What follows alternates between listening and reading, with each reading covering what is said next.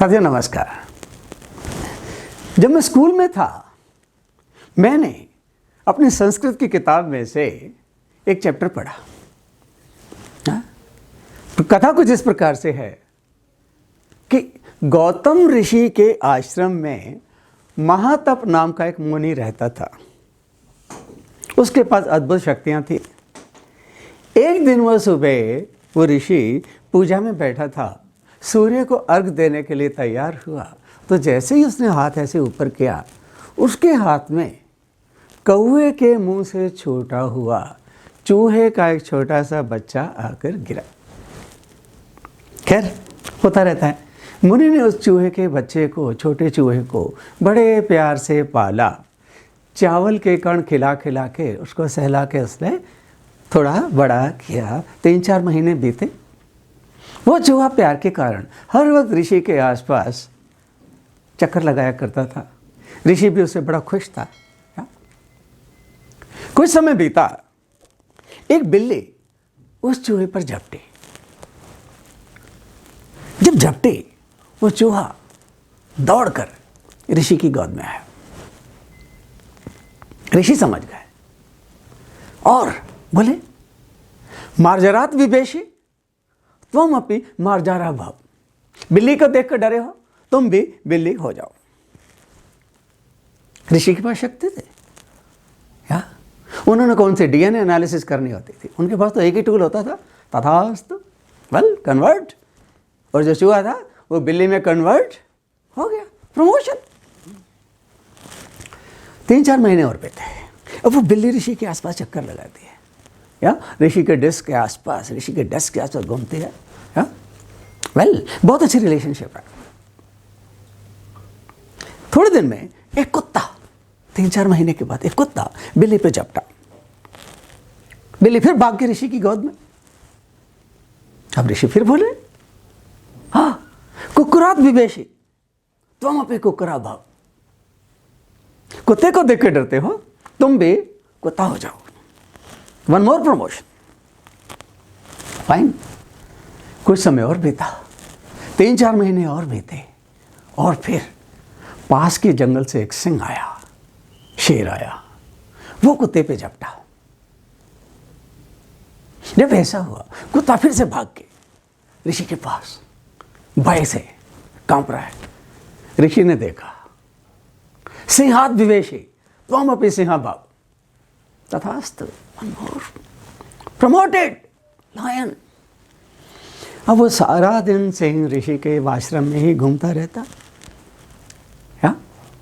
और फिर उस शेर को, उस सिंह को महान कष्ट होता जब लोग उस पर कमेंट मारते हैं, अरे ये 7-8 महीने पहले तक सिर्फ चूहा था, ये तो ऋषि की कृपा से ये सिंह हुआ घूम रहा है, इसमें अपनी इसकी कोई कॉम्पिटेंस नहीं है।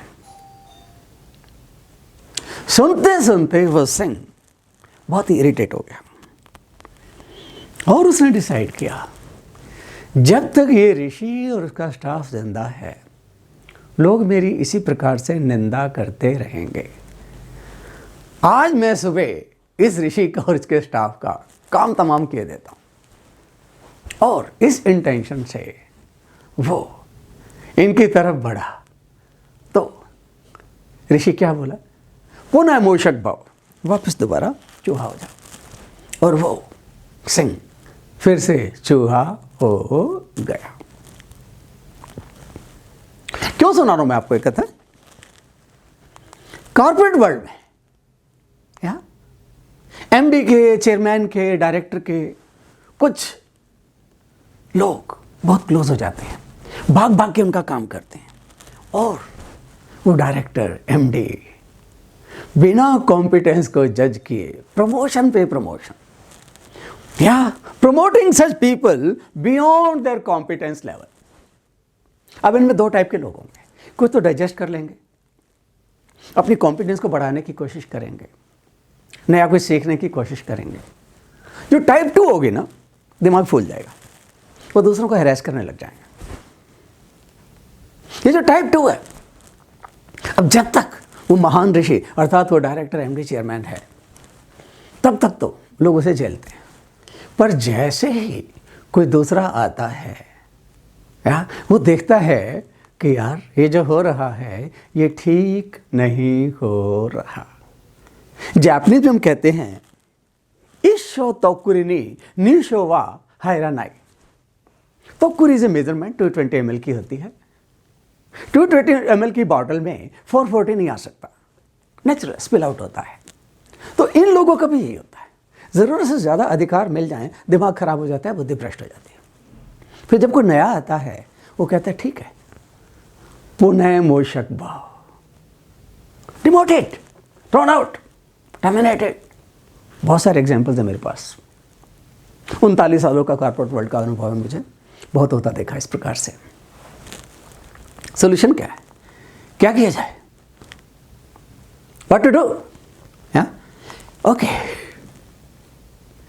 क्या किया जाए? सबसे पहली बात है, एक तो वो एमडी चेयरमैन थोड़ा सेंसिबल हो, देखे एक लेवल तक तो ठीक है, but promoting people beyond their level, beyond their competence level is dangerous to the organisation. Good people get frustrated, they leave. Many people will resign and go just because of this. And if such person is misbehaving, he is not able to digest his promotion, then पुनः मोशक भव, ये formula ज़रूर इस्तेमाल किया जाना चाहिए, right? और जिन लोगों को इस तरह से प्रमोशंस मिली हैं, अथॉरिटीज़ मिली हैं, उनको मेरी एडवाइस है, थोड़ा सा अपना कॉन्फिडेंस लेवल बढ़ाने की कोशिश करें, नहीं तो कल को कोई दूसरा आकर कह सकता है पुनः मूषक भाव। Thank you very much.